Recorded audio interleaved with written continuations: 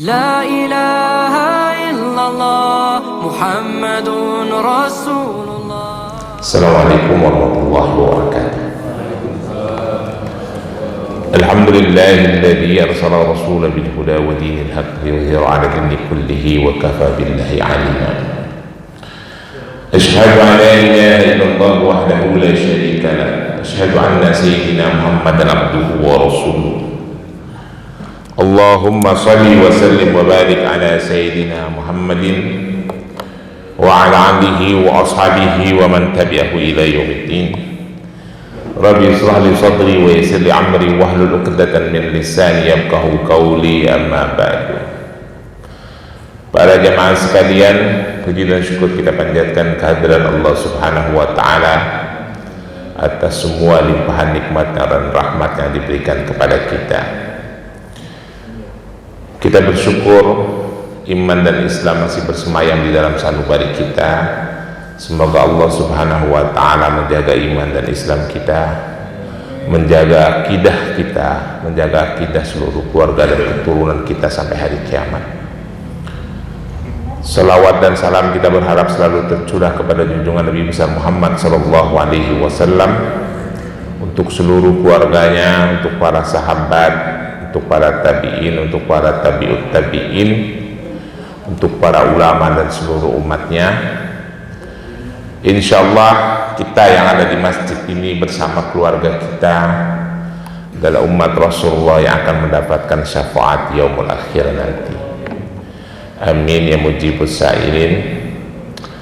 Dan kita tetap berdoa kepada Allah untuk saudara-saudara kita di Aceh, Sumatera Utara dan Sumatera Barat yang saat ini sudah hampir 2 bulan ya menjadi korban bencana banjir dan tanah longsor. Semoga mereka diberikan kesabaran, penderitaan yang dialami menjadi tabungan pahala dan menghapuskan dosa-dosa mereka. Yang wafat dalam keadaan syahid fisabilillah. Hari ini sedang proses pemulihan ya. Semalam itu saya dapat kabar dari kawan saya yang menjadi relawan di Tamiang dan Langsa. Rumah sakit itu, karena kawan-kawan saya relawan alat kesehatan ya, relawan medis. Rumah sakit RSUD kabupaten itu sama sekali alat-alatnya tidak ada yang bisa dipakai. Jadi tidak bisa melayani. Kalaupun ada korban itu tidak bisa dirawat di rumah sakit setempat. Bahkan kawan-kawan relawan medis yang kemarin, yang saat ini ada di daerah bencana itu, ada yang sempat beli alat kesehatan ke saya itu langsung beli hari itu, udah nggak usah pakai nego, kasih harga terbaik aja, harga bencana, udah langsung kirim. Hari ini langsung dikirim pagi ini gitu. Padahal jumlahnya ratusan juta. Sampai tidak tahu saya.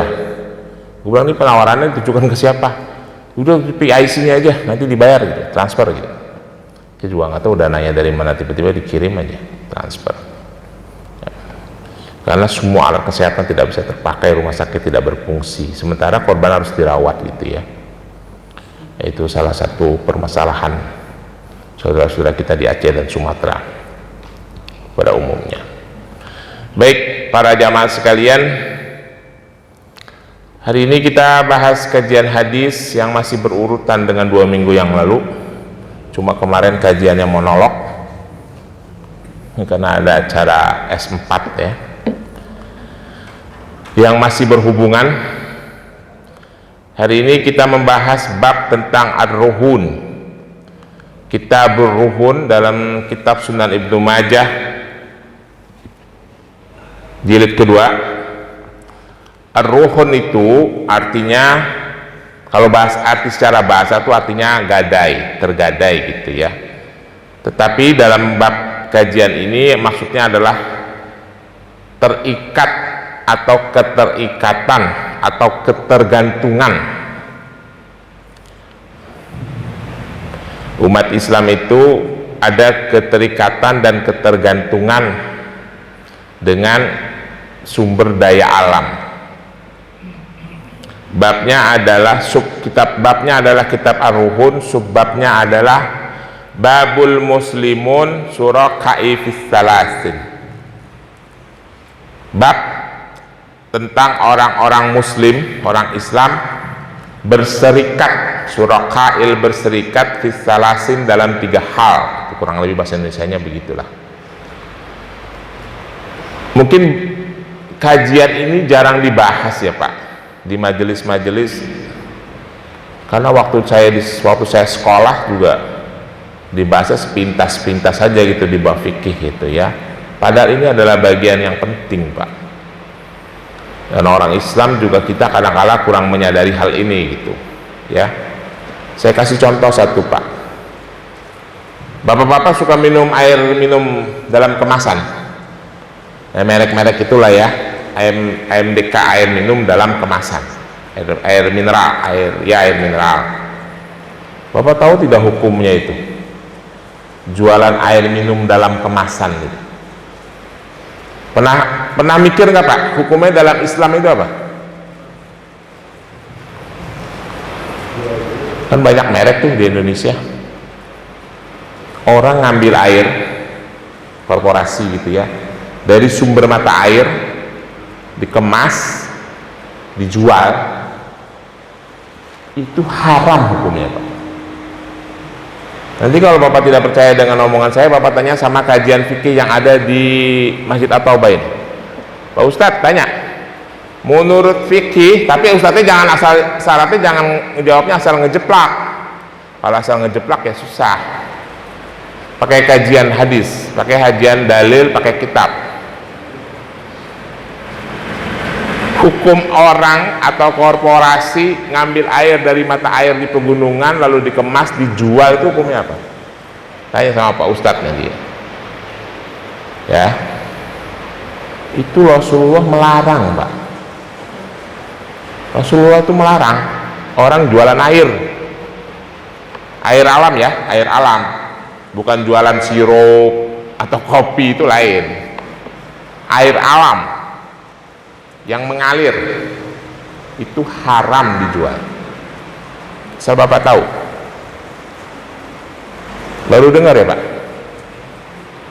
Ya nggak salah kita sih, nggak salah Bapak, nggak salah saya juga. Salahnya itu para ustadz, para kiai. Kenapa kagak pernah diajarin umat Islam tentang hal-hal seperti itu? Bahasnya urusan zikir, urusan sholat, urusan tarekat, urusan tasawuf, itu aja. Habis itu ribut urusan khilafiyah, maulid ribut, idul fitri ribut, ramadan ribut aja umat Islam. Makanya nggak maju-maju. Isra Mi'raj ribut. Nah ini sebentar lagi Isra Mi'raj nih, ribut lagi nih biasanya. Tidak ada dalilnya, bid'ah, itu dibahas-bahas nggak maju-maju ya. Sekarang ribut lagi. Ormas Islam ribut, nah adalah urusan hukum jualan air nggak tahu itu. Itulah fenomena umat Islam di Indonesia dan di dunia ya. Bukannya mengalami kemajuan tapi mengalami kemunduran. Baik, sekarang kita bahas kitab Ar-Ruhun. Umat Islam itu, manusia, kaum muslimin, terikat pada beberapa sumber daya alam. Yuk. Dilarang oleh Rasulullah. Ini kita mau dilanjutin, baru mau masuk babnya nih. Baru mau masuk bab. Hah? Ini kita masuk ya. Perhatikan baik-baik.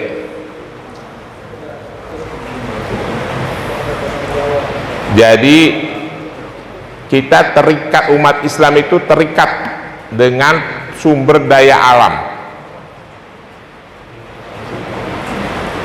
Salah satunya air ya, yang tidak boleh diperdagangkan. Air alam ya, air alam, sekali lagi air alam, air mengalir, bukan jual kopi, bukan, air alam. Baik, kita masuk ke hadis pertama, hadis nomor 2472. Bismillahirrahmanirrahim. Hadatsana Abdullah ibnu Sa'id, hadatsana Abdullah ibnu Khirash ibnu Hausab Asy-Syaibani an Awam ibnu Hausab an Mujahid ibnu Jabar an Ibnu Abbas radhiyallahu anhuma qala qala Rasulullah sallallahu alaihi wasallam al muslimuna syuraka'i fis salasin fil ma' wal kala wan nar. Saya ulangi ya. Al muslimuna syuraka'i fis salasin fil ma' wal kala wan nar. Samanuhu haramun. Saya ulangi lagi ya. Samanuhu haramun. Kalau nggak percaya nanti baca sendiri kitabnya. Artinya kurang lebih begini. Meriwayatkan kepada kami Abdullah ibnu Sa'id, meriwayatkan kepada kami Abdullah ibnu Khiras, meriwayat ibnu Hausab Asy-Syaibani dari Awam ibnu Hausab, dari Mujahid ibnu Jabar, dari Abdullah ibnu Abbas radhiyallahu anhuma qala. Abdullah ibnu Abbas sahabat Rasulullah berkata, Rasulullah sallallahu alaihi wasallam, Rasulullah sallallahu alaihi wasallam berkata, al muslimuna, orang-orang muslim, suraqai fis salasin, berserikat, saling menjaga, bekerja sama, saling membolehkan, fis salasin, dalam 3 hal. Yang pertama filma, dalam urusan air, wal kala, dalam hal rumput-rumputan, sumber daya alam yang hijau-hijau, termasuk hutan dan sebagainya, pohon-pohon. Wasaman wanar, dan api, maksudnya adalah energi, minyak, batu bara, dan teman-temannya yang berhubungan dengan energi. Samanuhu haramun. Samanuhu, saya ulang ini, haramun. Menghargainya, memberikan harga, haram. Menjualnya haram. Sebenarnya sudah benar sih, kalau ngelihat konstitusi Indonesia sudah benar sih Pak. Konstitusi ya, Undang-Undang Dasar 1945 pasal 33 ayat 3. Bumi, air, dan kekayaan yang terkandung di dalamnya dikuasai oleh negara dan dipergunakan sebesar-besarnya untuk kemakmuran rakyat. Benar itu sudah. Ya, cuma aplikasinya yang kagak benar. Kalau undang-undangnya udah sesuai dengan hukum Islam itu. Ya. Karena akhirnya penjabarannya oleh para ahli fikih setelah berkembang, nanti saya kasih tahu hadis-hadis berikutnya. Itu memang sumber daya alam itu harus dikuasai oleh negara, tetapi dikelola sebaik-baiknya untuk kepentingan rakyat. Azasnya, ya kita paham ya, azas dalam mengelola sumber daya alam di sebuah negara yang mayoritas muslim, asasnya pertama satu, tauhid. Asasnya itu dalam mengelola sumber daya alam adalah berpegang teguh kepada ketauhidan. Tidak boleh pengelolaan sumber daya alam itu hasilnya digunakan untuk kemungkaran kepada Allah. 2, asas yang kedua itu adalah khilafah. Kalau dengar kata khilafah jangan alergi ya Pak. Khilafah itu maksudnya keterwakilan, bukan mau bicara negara Islam. Karena orang Islam itu suka pada PA. Kalau dengar kata khilafah udah mulai menyerang. Maksudnya adalah keterwakilan. Karena dalam beberapa ayat itu kan selalu dikatakan Allah itu menciptakan manusia untuk mewakili mengelola bumi, ya, dan harus dikelola oleh orang yang amanah, Tadi itu seperti ayat yang Ustadz Amin baca tuh pada rakaat kedua, innallaha ya'murukum an tu'addul amanati ila ahliha. Nah itu ayatnya, salah satunya. Allah itu sudah mengutus manusia untuk mengelola salah satu asetnya Allah yang namanya bumi.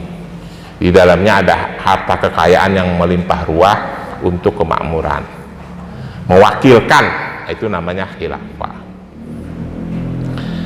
Yang ketiga, asasnya adalah adil, al-adil, harus adil, tidak boleh dikuasai seperti yang minggu lalu saya ceritain, 1,5 juta hektar dikuasai Sinarmas, 600.000 hektar dikuasai Salim, 400.000 hektar kuasai Wilmar Group, Matua Sitorus, sekian, yang orang Islam cuma satu, Haji Isam. Ngomongin sawit ini Pak. Yang pribumi non muslim satu, Hasim Projo, Hasim Joyo Hadi Kusumo, dah itu aja.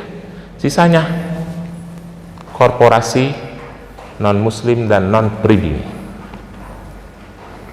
Kan saya pernah menyampaikan minggu lalu, perkebunan sawit di Aceh Tamyang itu luasnya lebih luas dari kota Jakarta, satu kabupaten aja di bagian hulu, 84.000 hektar. Jakarta luasnya cuma 66.200 hektar, lebih luas dari kota Jakarta itu kebun sawit. Begitu dia hancur kena bencana tanah longsor, karena hutan sawit itu tidak bisa menyerap erosi air, akarnya yang jadi korban siapa? Orang Islam yang mempunyai, yang memiliki negara ini. Siapa orang Islam itu? Ya orang pribumi, orang Aceh itu, Kabupaten Aceh Tamyang, semuanya korbannya. Kagak ada yang punya perusahaan itu jadi korban. Yang punya perusahaan pada di Jakarta, pada senang-senang. Itulah ya. Padahal sumber daya itu menjadi hak bersama masyarakat menurut hukum Islam, menurut hukum fikih. Ya, Rasulullah mengatakan filma wal kala wan nar. Air, kala itu rumput, maksudnya adalah sumber pangan hijau, padikah, buah-buahankah, palawijakah, sumber pangan. Wan nar. Dan tapi ini yang maksudnya sumber pangan hijau itu bukan berarti yang kita kelola terus kita jual, bukan, yang ada di alam, ya. Wan nar dan energi. Zamanuhu haramun, bukan berarti misalnya bapak-bapak ngambilin kayu bakar di hutan terus dijual, itu sah nggak? Ya itu sah, ya. Qala Abu Sa'id, yakni al-ma'il jari, Abu Sa'id berkata maksudnya adalah ma'il jari itu air yang mengalir, ya. Lalu hadis yang kedua, hadasana Muhammad ibnu Abdullah ibnu Yazid, hadasana Sufyan ibnu Abil Zinan an A'rash an Abi Hurairah radhiyallahu anhu anna Rasulullah sallallahu alaihi wasallam qala salasatun layam na'na al-ma' wal kara'i wan nar. Dari Muhammad ibnu Abdullah ibnu Yazid, dari Sufyan ibnu Abi Zinad, dari A'rash, dari Abu Hurairah radhiyallahu anna Rasulullah sallallahu alaihi wasallam, bahwasanya Rasulullah sallallahu alaihi wasallam berkata, talasun la yumna'na, 3 hal yang tidak boleh ditahan. Yumna itu tapi maksudnya bukan ditahan, tidak boleh dimonopoli, itu kurang lebih lah ya.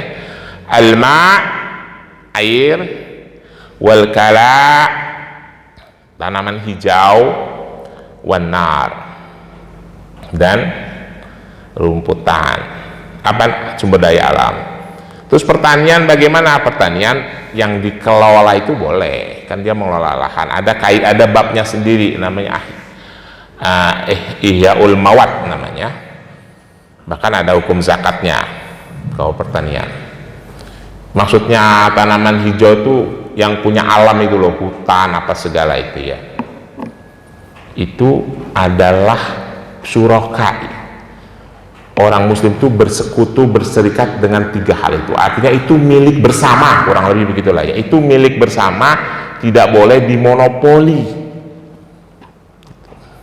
Paham ya Pak? Nah, kita lanjutkan pada hadis berikutnya, penjelasan hadis yang lebih panjang. Bismillahirrahmanirrahim. Hadatsana Ammar ibnu Khalid al-Wassit, hadatsana Ali ibnu Gurab an Zuhair ibnu Marzuq an Ali ibnu Zaid ibnu Jad'an an Sa'id ibnu Musayyab an Aisyah annaha qalat, ya Rasulullah, ma syai'in alladhi la yuhilu man'uhu, qala al-ma' al-milhun wan nar. Qalat qultu ya Rasulullah, hadzal ma' qad arabnahu, fama balu milhin wan narin.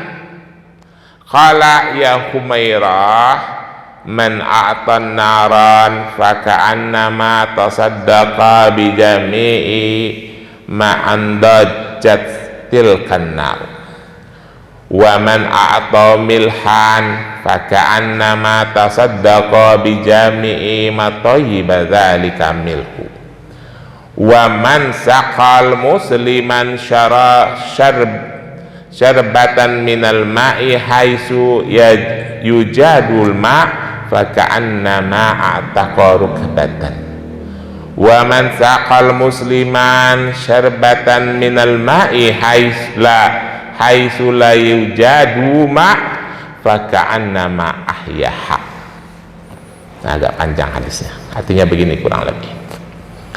Meriwayatkan kepada kami Ammar ibnu Khalid al-Wasit, meriwayatkan kepada kami Ali ibnu Gurab dari Zuhair ibnu Marzuq, dari Ali ibnu Zaid ibnu Jad'an, dari Sa'id ibnu Musayyab, dari Aisyah radhiyallahu anha.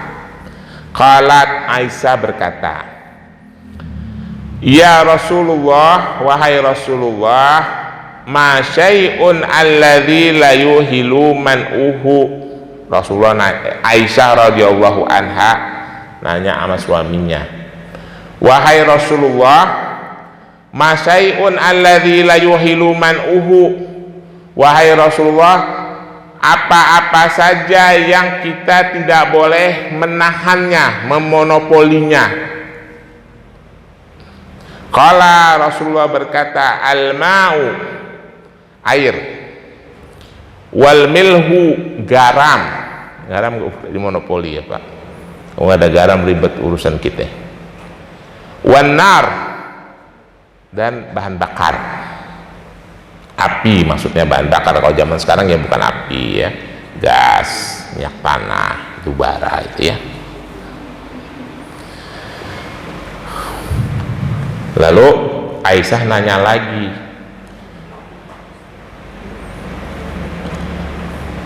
qultu, aku berkata, kata Aisyah, ya Rasulullah, hadzal ma' qad arabnahu, fama balu milhin wan narin.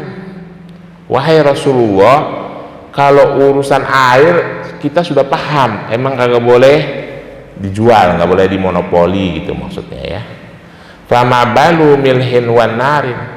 Terus kalau urusan garam sama api bagaimana? Garam dan bahan bakar gitu ya. Lalu qala, Rasulullah berkata, ya Humairah, wahai Humairah. Rasulullah itu mesra sama istrinya ya. Ya Humairah, wahai yang merah delima gitu ya. Coba bapak sekali-kali manggil gitu ke istri Pak, ya Humairah gitu. Rasulullah itu mesra sama istrinya, ya Humairah gitu. Rasulullah langsung berkata, man a'ta nara, barang siapa yang menyumbang, memberikan bahan bakar ya, minyak tanah kayak apa, kayak gas kayak, faka'annama tasaddaqa bijami'i ma andajat tilkan nar. Jadi Rasulullah ngejelasin bagaimana dengan bahan bakar dan garam. Lalu Rasulullah berkata kepada istrinya, man a'tanar, barang siapa yang ngasih. Ada orang minta bahan bakar, bagi gue minyak tanah staker, gue mau masak sayur, agak ada sayur. Tapi kalau bagi gas melon saya bingung caranya bagaimana Pak. Kalau zaman saya kecil minta minyak tanah seliter biasa itu, minjem gas melon susah ya. Jadi tukangan dulu sering bagi minyak tanah habis, abangnya belum lewat kan, lewat tuh pakai gerobak. Kalau gas melon saya bingung cara baginya. Man atanaro, bagi barang siapa yang ngasih bahan bakar, faka'annama tasadaqa bijami'i ma anda jatil kanar, dia orang itu seperti bersedekah makanan yang dimatangkan gitu ya, yang diolah, dimasak oleh bahan bakar itu. Jadi itu saya lihat zaman dulu orang-orang suka minta minyak tanah buat naruh di kompor karena tukang minyak belum lewat. Tukang minyak kan lewatnya agak jarang-jarang, sekali-sekali. Begitu minyak habis mau masak nggak ada. Itu pahalanya itu bukan ringan tuh Pak. Kata Rasulullah dalam hadis ini, kalau itu minyak tanah atau bahan bakar apapun lah ya, kayu kayak apa kayak, dipakai untuk memasak masakan, itu orang yang ngasih bahan bakar itu seperti bersedekah makanan yang dimasak oleh bahan bakar itu pahalanya ya. Itu kata Rasulullah. Makanya orang Betawi zaman dulu saya perhatiin suka-suka minta minyak ya buat masak, terus dikasih gitu, ngarepin pahala. Itu bener juga itu, gak usah pakai dalil orang zaman dulu ya. Waman atau milhan, barang siapa yang suka ngasih garam, di komplek Villa Pamulang nih nggak ada, kalau zaman dulu di kampung banyak, bagi gua garam dong gitu, garam habis minta cabe dong ya. Waman atau milhan, barang siapa yang ngasih garam, faka'annama tasaddaqa bijami'i matoyiba dzalika milhun, maka barang siapa yang ngasih garam, dia seperti bersedekah seluruh makanan yang dibuat lezat, yang dibuat enak oleh garam itu. Paham Pak? Jadi misalnya bini kita lagi masak, garam habis di rumah, mau bikin sayur asem, garamnya habis, terus minta sama tetangga ya, dikasih garam seujung sendok, gara-gara dikasih garam itu sayur asem jadi enak. Itu orang yang ngasih garam itu pahalanya seperti pahala ngasih sayur asem sepanci. Makanya kalau ada tetangga ngasih garam, buru-buru kasih Pak, siapa tahu dia mau masak rendang, kan sama juga kita sedekah rendang. Betul nggak Pak? Kata hadis nih, bukan kata saya. Kalau nggak percaya bacaan diri nih ya. Itu urusan garam, nanti kita bahas lebih jauh lagi. Waman saqa musliman syarbatan minal ma'i haitsu yujadul ma' faka'annama a'taqa rukbatan. Nah ini penting nih ya, ini yang saya udah ceritain di masjid ini dulu juga seperti ini. Di Rasulullah melanjutkan kata-katanya begini, waman saqal musliman syarbatan min ma'i haitsu yujadul ma' faka'annama a'taqa rukbatan.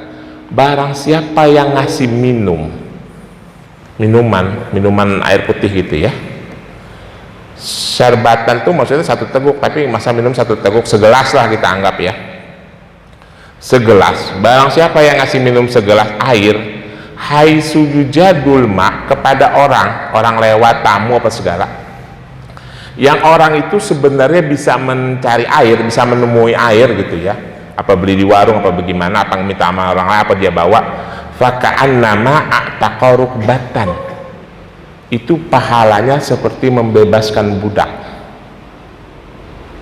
Saya pernah cerita dulu Pak di masjid ini, udah berkali-kali bahkan saya cerita, orang Betawi zaman dulu tuh waktu saya kecil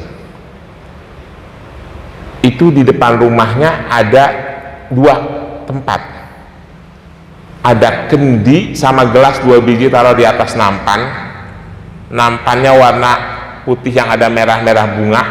Suka lihat gak kak nampan zaman dulu, sama gelas 2 setiap pagi ditaruh. Ibu saya tuh begitu, taruh di tembok.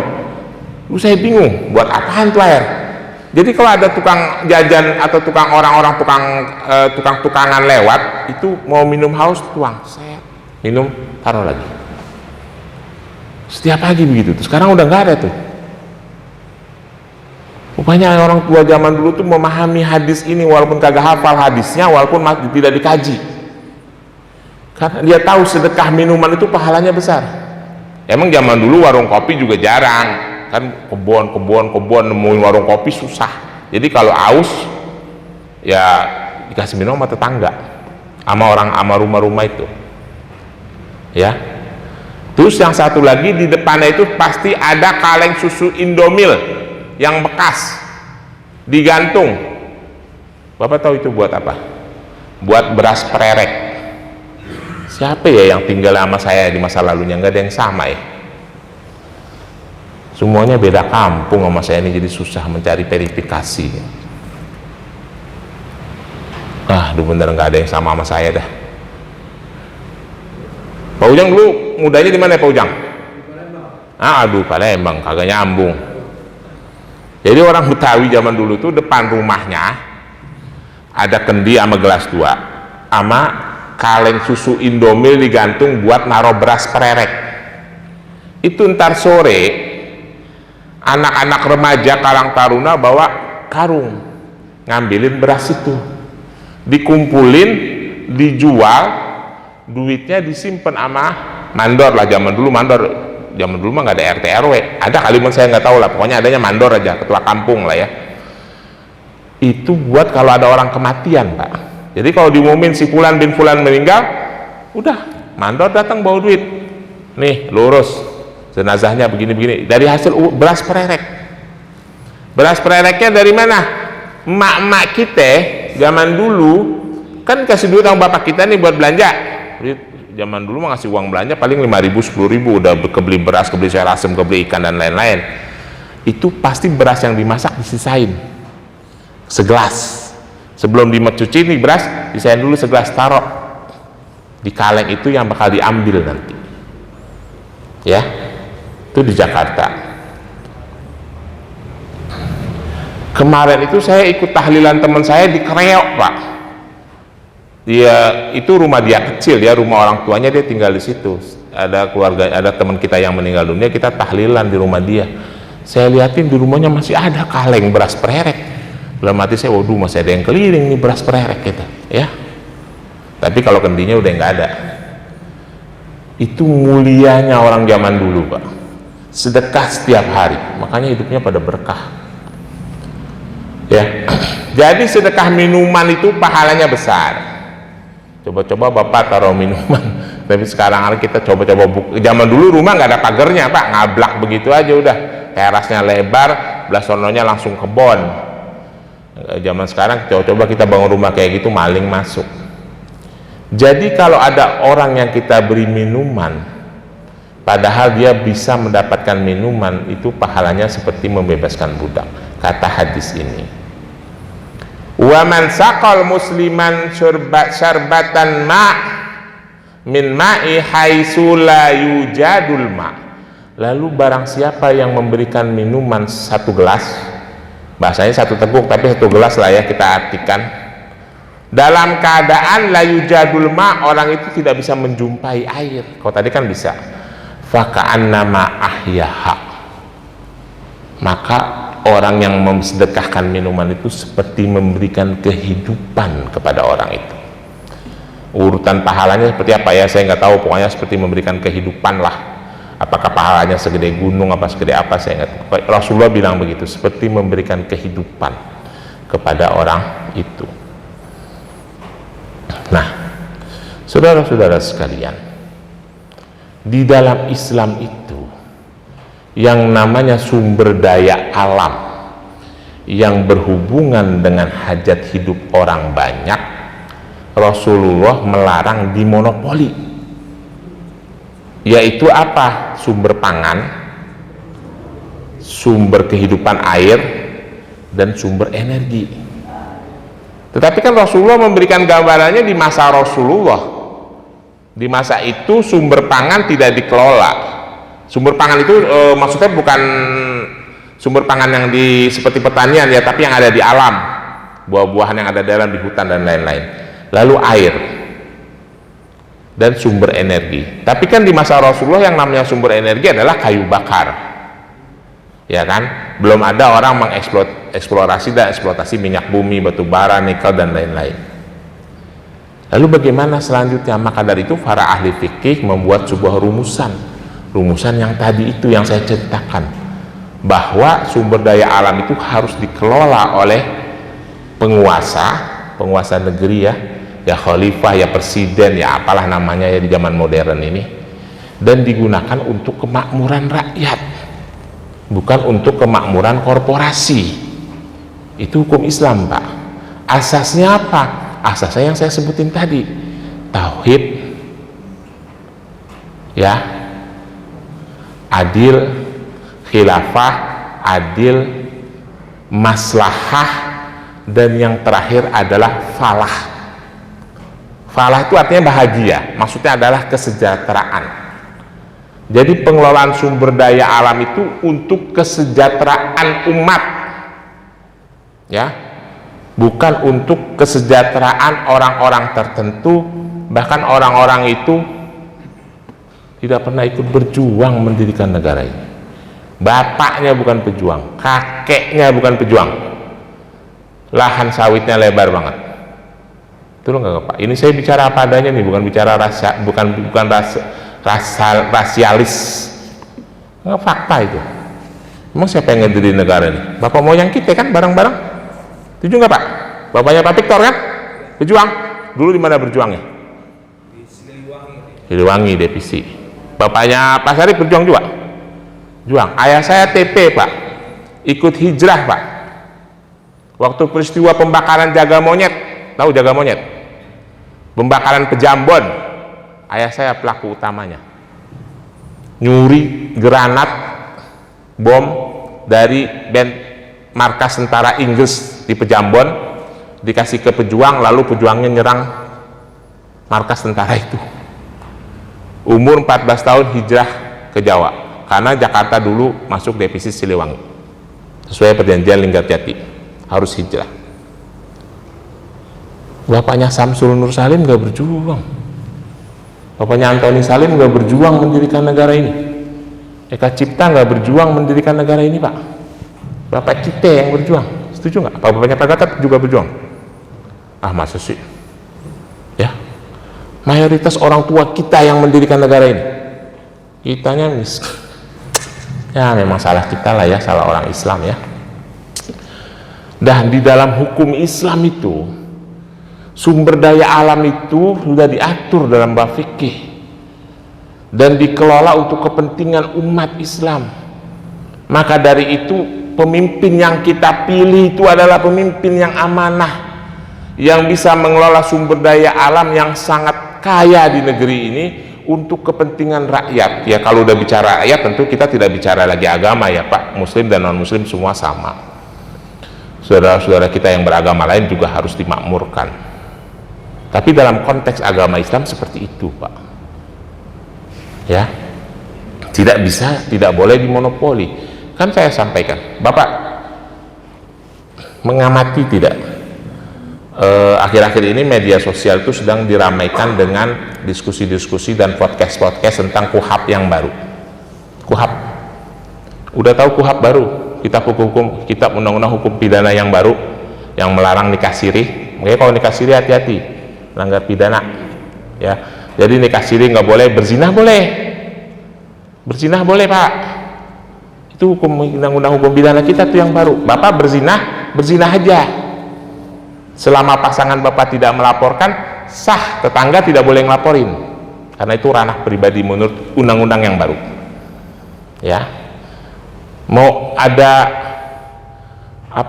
eksplorasi seks anak selama orang tuanya tidak melaporkan, boleh dalam hukum kitab undang-undang hukum yang baru. Makanya saya bingung mikirin negara ini.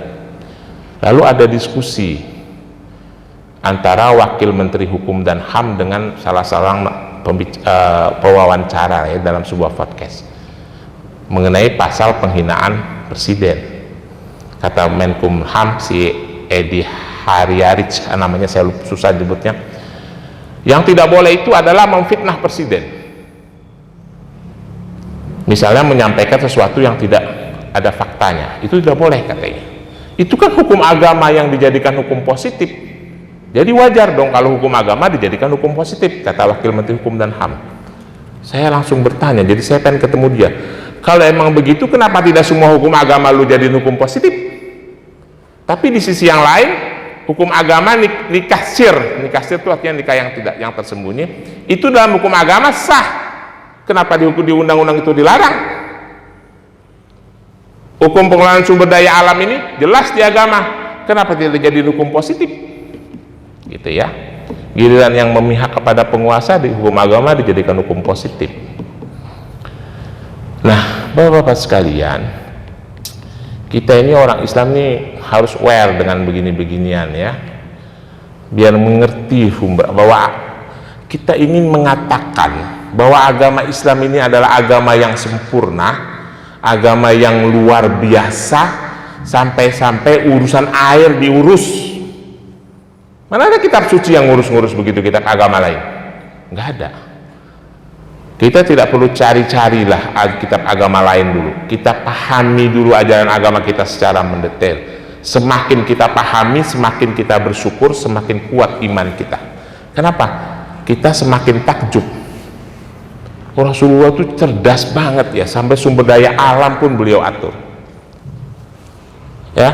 Tapi kalau kita tidak mengerti ya memang bukan salah umat Islam kebanyakan sih, salah para ustadz, para kiainya yang diajarin urusan ubudiyah mulu, habis itu zikir, habis itu tarekah, habis itu tasawuf, itu aja dari zaman ke zaman, nggak tahu ada hukum mengenai pengelolaan sumber daya alam itu ya. Makanya nanti tim apa nih, saya usulkan tim masjid DKM bidang dakwah masjid. Siapa sih bidang dakwah masjid? Bidang dakwah masjid siapa? Nanti coba sekali-sekali bikin jadwal tausiah Ramadan, kasih judul 30 hari kan tuh, kasih judulnya yang kagak ada hubungan sama puasa. Hari pertama mengenai kewajiban menuntut ilmu, hari kedua mengenai kegiatan yang berhubungan dengan sosial kemasyarakatan, yang gak ada hubungannya dengan menuntut ilmu, biar ustadznya pada mikir. Kadang ustadz tuh ngomongannya itu aja. Udah zaman musik modern, ilmu agama udah terbuka luas, ada ustadz di atas mimbar atau apa masih ngomong Ramadan itu terbagi 3, rahmah, maghfirah, itqum minan nar. Allah karim, itu ajaran dari mana masih diomongin aja. Nanti bidang dakwah bikin jadwal tausiah itu yang mencerdaskan umat, yang kagak ada hubungannya dengan Ramadan. Ramadan omongan itu aja, nggak maju-maju. Saya itu kalau lagi khutbah Idul Adha Pak, khutbah sholat Idul Adha, Bapak suka dengar di lapangan, kagak pernah saya ngomongin masalah keteladanan Nabi Ibrahim dan Nabi Ismail.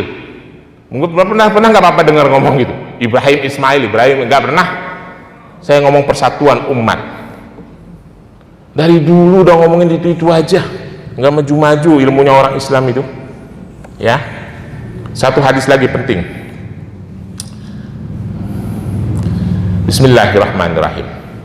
Hadasana Muhammad ibnu Abi Amar Al-Adani, hadasana Faraz ibnu Sa'id ibnu Al-Qamah ibnu Sa'id ibnu Abiyad ibnu Hamal, hadasani Ama Sabit ibnu Sa'id ibnu Abiyad ibnu Hamal, an abihi Sa'id, an abihi Abiyad ibnu Hamal ya, annahu istaqta'a milhun alladhi yaqalu lahu milhun suddan ma'arib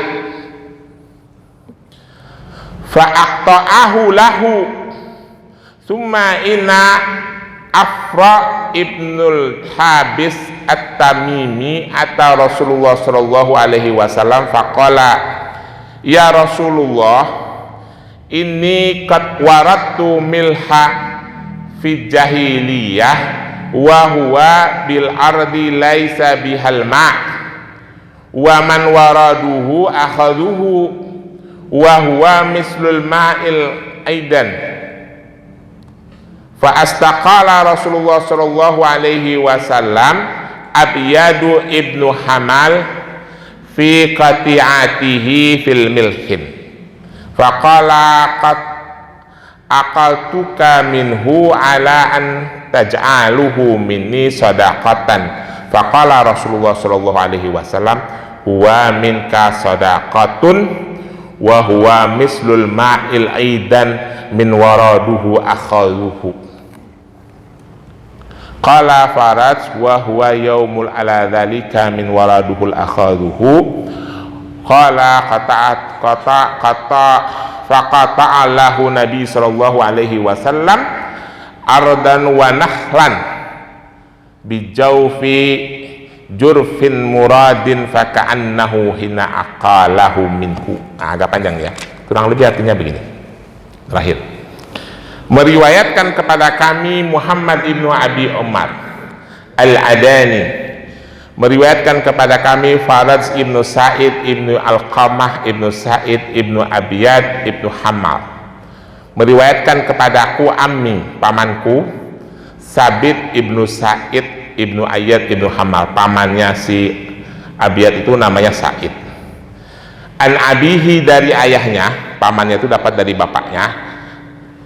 An abihi, dari bapaknya lagi, namanya Abyad ibnu Hamal juga. Annahu, bahwasanya Abyad ibnu Hamal, annahu, bahwasanya istaqta al-milhun alladhi yaqalu lahu milhun suddan ma'arib, bahwasanya seseorang yang bernama Abyad ibnu Hamal memonopoli garam. Jadi kalau di Timur Tengah itu Pak, saya sering ceritain sama ayah saya, kalau di Arab itu yang garam itu bukan ada di laut katanya, ada di gunung-gunung. Jadi gunung itu dipahat-pahat, nanti ngambil garam di situ. Nah, ada garam faqala lahu yang disebut milhun suddan ma'arib. Di Yaman itu kan ada bendungan yang terkenal zaman Nabi Sulaiman, namanya bendungan Ma'arib. Nah, itu kering. Nah, begitu kering dia menyisakan garam yang sangat banyak. Fa'aqtahu lahu summa inna Aqras ibnu Habis at-Tamimi ata Rasulullah sallallahu alaihi wasallam faqala. Seseorang yang bernama Abyad ibnu Hamal itu memonopoli garam yang ada di setu di bendungan Ma'arib di Yaman itu, dimonopoli, dikuasai, lalu dijual. Orang tidak boleh mengambilnya. Lalu seseorang yang bernama Afra ibnu Habis at-Tamimi mendatangi Rasulullah dan mengadukan hal ini. Ya Rasulullah, si at-Tamimi berkata, inni qad waradtu milhun fi jahiliyati wa huwa bil ardi laisa bihal ma, bahwa sesungguhnya aku melihat ada garam di masa jahiliyah itu, yang sebelum pra-Islam, sebelum Islam ya, di satu tempat di lokasi tanah yang sudah kering, maksudnya di bendungan yang kering itu, bendungan Ma'arib. Waman waradohu akhaduhu, dulu zaman dulu setiap yang lewat boleh mengambil, tapi sekarang dikuasai oleh si Abyad, kurang lebih begitu. Wa huwa mislul ma'il aidan, dia itu posisinya menjadi air seperti garam milik umum gitu.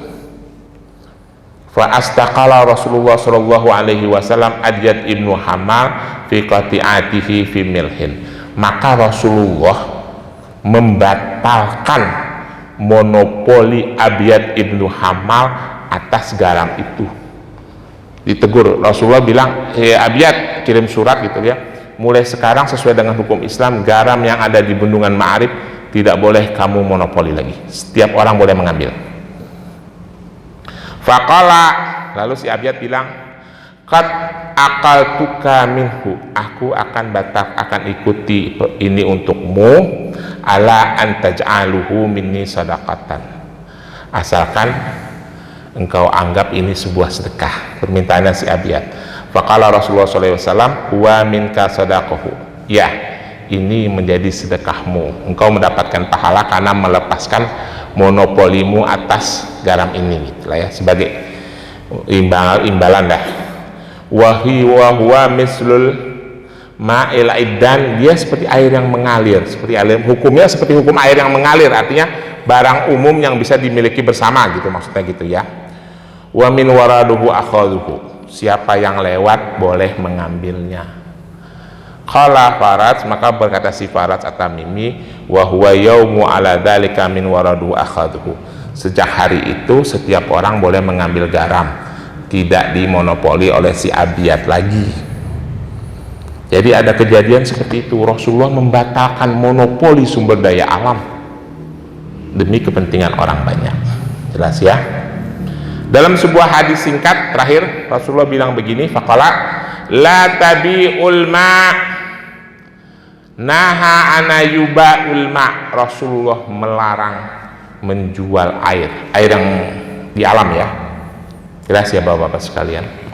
Jadi sumber daya alam itu yang mempengaruhi hajat hidup orang banyak, hutan, tanah rumput itu kan tadi kan kalai kita anggap hutan, bahan bakar, sumber kehidupan air itu tidak boleh dimonopoli. Jadi hutan itu tidak boleh dimonopoli, itu ditebang, dibikin sawit untuk korporasi, dilarang oleh Islam menurut hukum Islam ya. Tapi kan ini bukan negara Islam Pak Ustadz, ya salah sendiri kenapa kita nggak mau jadi negara Islam ya. Makanya Saudi itu rakyatnya, Pak, Bapak tahu nggak kejamnya kerajaan Saudi itu? Jam Pak, tapi adem ayem aja Pak, rakyatnya nggak susah. Minyak itu bumi walaupun memperkaya kerajaan tapi juga memperkaya rakyat. Pajak PPN baru diterapkan baru-baru aja Pak, 5%, tadinya gratis. Rakyat tidak bayar listrik, gratis. Kita ini yang punya nikel, punya batu bara, punya macam-macam, apa-apa bayar pajak. Aduh Pak, kalau pajak itu terutama pajak buat karyawan Pak, sedih mikirnya. Bapak tahu si Purbaya tuh baru ngomong, warga negara asing Cina itu yang masuk ke Indonesia tidak punya KTP, masih punya kitas. Kitas itu kartu identitas terbatas, itu biasa di perusahaan saya juga ada. Jadi kita tenaga ahli kita rekrut, dibikinin kitas. Kalau tenaga asing Eropa, Amerika punya kitas, Jepang ya dia pakai untuk kerja di kantor yang mengeluarkan kitas itu. Cina itu culas Pak. Ini Pak Purbaya yang ngomong, dia punya kitas di satu perusahaan, dia buka bisnis toko baja, toko apa, nggak bayar pajak lagi. Kata Pak Purbaya, bisa punya 3 toko baja, toko bahan bangunan, tapi dia orang asing. Kalau diperiksa, nunjukin kitas, saya tenaga kerja di perusahaan A, ini kitas saya. Tapi di sisi yang lain dia dagang, padahal kan nggak boleh, nggak bayar pajak, kata Pak Purbaya. Itulah kalau memilih pemimpin yang tidak amanah, ya itulah nasib orang Islam. Saya tidak tahu nasib orang Islam akan berubah apa enggak, tapi kita harus tahu hukum agama kita, harus ngerti ya. Seperti yang saya bilang minggu lalu ya, orang Islam itu kuncinya 2, harus cerdas, harus makmur. Kalau enggak ya jadi korban terus.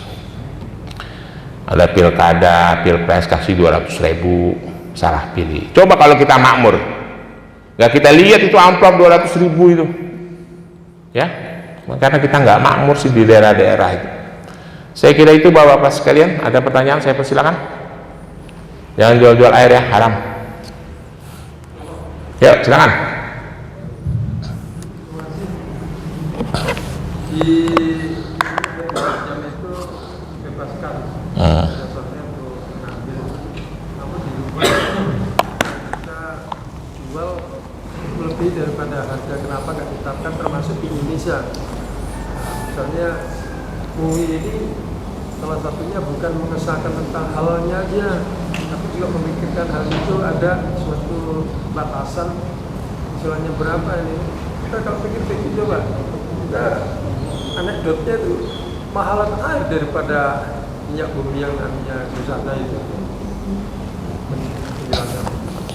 Ya itu harusnya tugasnya ulama ya, otoritas ulama, Majelis Ulama Indonesia itu harusnya air zam-zam yang dijatahin untuk orang yang berangkat haji itu 5 liter itu cukup, dan jangan dijadikan barang konsumen yang komersil, dijual-jual itu tidak boleh, nggak boleh, udah pasti tidak boleh Pak, itu jelas hukumnya dalam Islam. Apalagi air zam-zam, air dari alam. Salah satu contohnya itu adalah air zam-zam, air yang mengalir, haram dijual, jelas itu haram dijual hukumnya itu Pak. Kalau ada yang menjual haram, jangan Bapak beli. Kalau butuh air zam-zam minta aja dari yang umroh ya. Lagian yang dijual di Tanah Abang itu bukan air zam-zam asli. Kalau mau mengetahui air zam-zam asli gampang Pak, ukur aja pH nya pakai pH meter, pH nya di atas 8,5 itu air zam-zam asli. Rata-rata air zam-zam pH nya 8,6. Tapi kalau di bawah itu campurin air putih biasa, itu jelas dilarang, dan harusnya otorisasi ulama melarang itu, tidak boleh dihargai Pak ya. Tapi kan ketua umumnya bukan saya, kalau ketua umumnya saya larang, itu jelas Pak Muhajir ya, Pak Dwi. Terima kasih banyak. Assalamualaikum warahmatullahi wabarakatuh.